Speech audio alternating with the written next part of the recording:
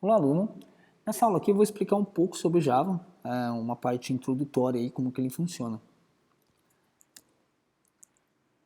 Bom, primeiramente, as variáveis, né? Variável, o conceito disso é como se fosse um espaço na memória, né? Que a linguagem usa para ser utilizada várias vezes, né? E em Java, essa variável, esse espaço, ele tem que ter algum tipo. Então, se esse espaço guardar somente números, ele vai sempre guardar números. Se eu criar um outro espaço para guardar somente letras, ele sempre vai guardar letras. Ah, mas se eu quiser colocar no espaço reservado para número, eu quero colocar letra, ele vai dar um erro, né? Então, vamos representar a variável como esse espaço amarelo aí na memória. É um espacinho lá que é reservado para mim. Esse espaço ele tem que ter um nome. Então, por exemplo, eu posso chamar esse espaço para armazenar somente números, ou somente a idade da pessoa, ou somente a primeira letra da pessoa. E como eu falei, ela tem que ter o tipo. Então, em Java, ele tem, por exemplo, o tipo inteiro para guardar números inteiros, o tipo double para guardar números decimais e o tipo booleano para guardar somente verdadeiro ou falso. Enfim. Beleza? Obviamente tem mais tipos, como por exemplo o char, que guarda caracteres, enfim, né? Como é feita a declaração de variáveis em Java? Né? Então, a gente sempre faz o tipo e o nome daquela variável. Né? Por exemplo, eu quero guardar quero criar uma variável para guardar somente idade, e a idade é um tipo inteiro. Então, eu preciso definir int, idade. É sempre o tipo, espaço, nome. Né? Percebam que em Java, todo comando ele termina com esse ponto e vírgula. É um padrão do Java. Eu sei que em outras linguagens não tem. Tem linguagem que nem precisa do ponto e vírgula, mas no Java é uma obrigação. Isso aí ele herda da linguagem C, que já fazia isso, tá bom? Agora vamos criar uma outra variável para guardar a temperatura, e ele tem que ser decimal. Então eu coloco o double, que é do tipo decimal, né? E o nome da variável que é temperatura. Agora eu quero criar uma variável para ver se o botão está ligado ou desligado. Então é uma variável do tipo booleano, boolean, botão. Beleza? Então, obviamente, isso é a introdução, a gente vai treinar isso mais pra frente, né? Bom, você já deve ter ouvido falar que Java é uma linguagem orientada a objetos. Isso significa o quê? Que a maioria das implementações que você vai ver, não só no mercado, mas também nas aulas, assim, é objetos. Né? Por isso eu falo orientação a objeto. Antes de entender objeto, a gente precisa entender de uma classe. O que é uma classe? É como se fosse uma série de declarações, né?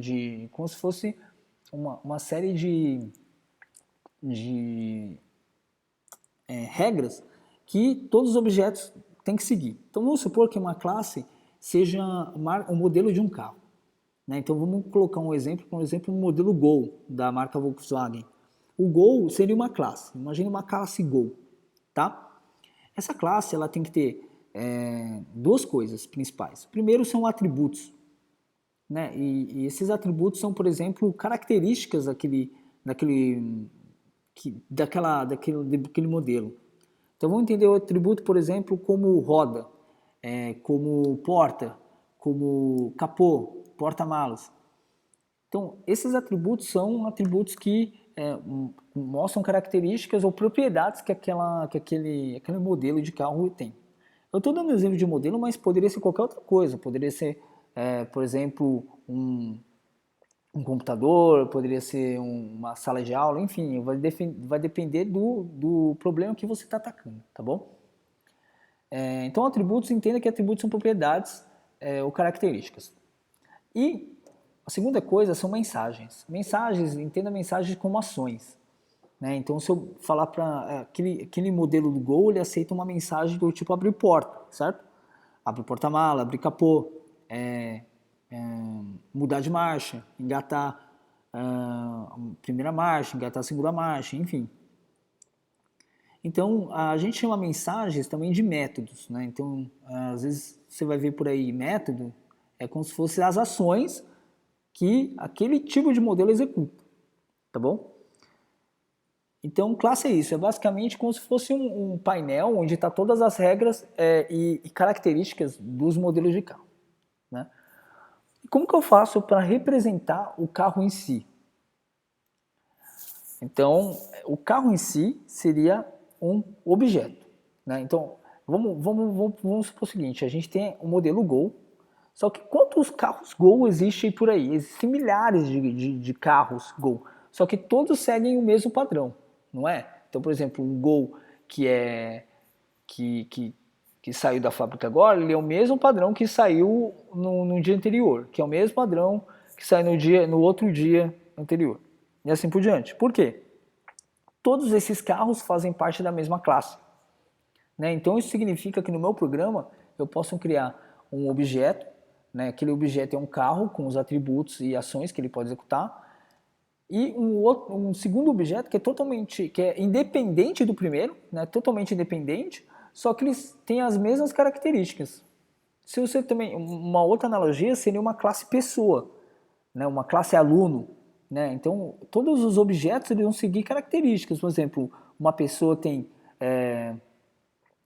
um corpo, tem uma cabeça, dois braços, duas pernas, e como mensagem, por exemplo, andar, nadar, correr e assim por diante. Então, todos os objetos daquela classe, daquele modelo, eles tem todas as características, porém, um é independente do outro. Então, esse cara aqui é totalmente independente desse, beleza? Os objetos ele tem que ter nome. Então, esse aqui é o objeto 1, objeto 2, aí pode objeto 3. Você pode criar quantos objetos você quiser daquela classe. Por exemplo, o objeto N, por exemplo. Beleza? Você vai ver mais para frente que a declaração de atributos é bem parecido com a declaração de variáveis que a gente acabou de falar. Beleza? E as mensagens ou métodos, a declaração dela é bem parecida com funções. Aquelas funções que você já viu em outra linguagem, enfim. Mas a gente vai mostrar desde o zero também. Bom, então como a gente declara uma classe em Java?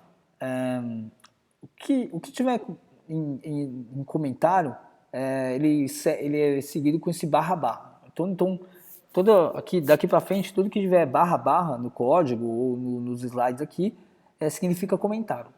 O que é um comentário? O comentário é uma linha lá, que você coloca alguma observação, e o seu programa ele não vai entender aquilo como comando, ele vai pular aquilo, tipo, ele vai ignorar o comentário. Então, para o programa, para o computador, não é irrelevante os comentários. Então, só serve mesmo para ser mais didático e para explicar alguma coisa para o ser humano ou alguma anotação, tá bom?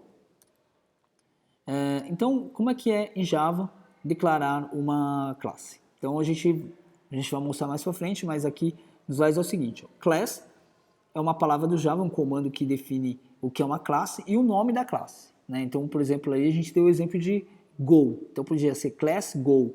Ou uma pessoa, class pessoa. Tá bom? Então, é o que vai definir, é como se fosse um modelo que a gente vai definir em Java.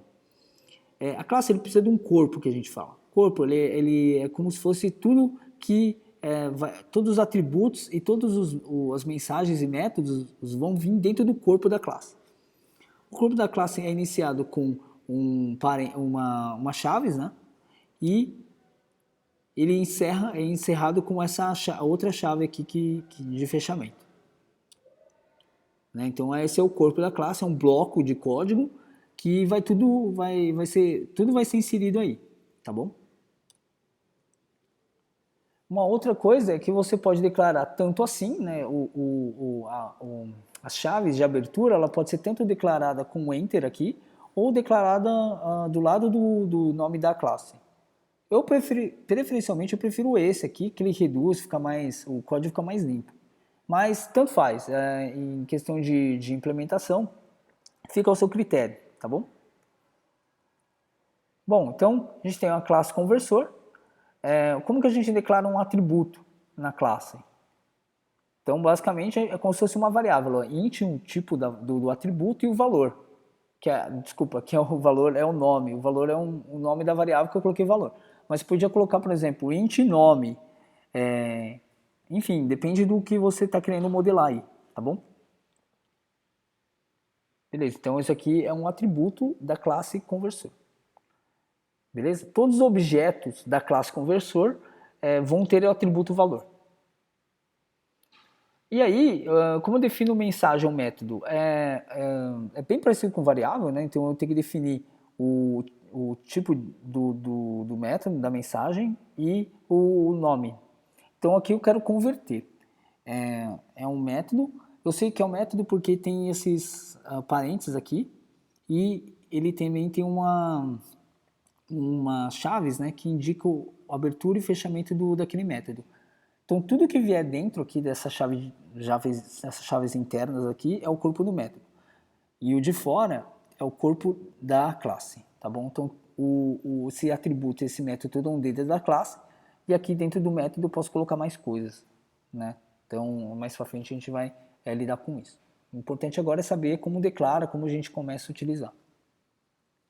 Tá, então a gente tem essa classe já criada, né? Então imagina que a gente já fez isso no código. Agora eu quero criar um objeto. Como que eu faço? Então,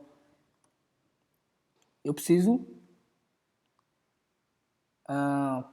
definir aqui primeiro um conversor C1. Então o que eu estou fazendo aqui? O conversor é como se fosse o tipo, né? Então o conversor é a classe e o objeto. Então esse objeto C1 é um objeto da classe conversor.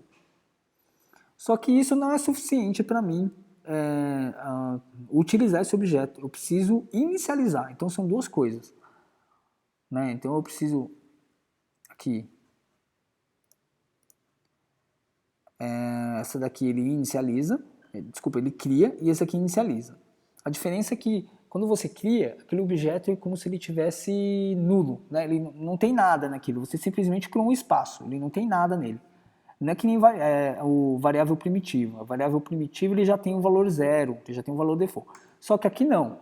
Quando você criar um objeto C1, você precisa usar o new conversor para indicar que aquilo pode ser usado. É como se fosse uma casa e um terreno. Só que você preparou o terreno, mas não pode utilizar nada. Quando você faz um new conversor, nesse caso aqui, ele está criando uma casa, digamos que você já pode morar nela. Beleza? E uma coisa que você pode fazer para reduzir linha de código, seria fazer um objeto e inicializar ele. Então aqui é como se eu estivesse pegando essas duas linhas e transformasse em uma só, né? Então com uma linha dessa eu já crio o objeto e já inicializo ele, quer dizer, eu já preparo o terreno e já crio a casa logo em cima para utilizar, tá bom? Bom, espero ter ficado claro. Esse conceito às vezes é um pouco confuso para quem está começando na orientação objeto, mas é muito treino mesmo para conseguir, sabe, chegar num ponto bom assim de programação, tá bom? Mas vamos passo a passo que vai dar certo, beleza? Se tiver alguma dúvida, coloca aqui embaixo aqui, e até logo mais, valeu!